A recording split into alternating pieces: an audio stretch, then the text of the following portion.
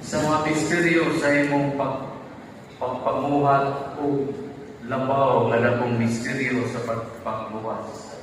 Bendisyonin kining tubig nga makalimpyo sa binhi, pinha sa kaumahan, o hatagan kanamong katagbaw o kalimpyo. Imo kining imong sulugoon sa imong kaayo.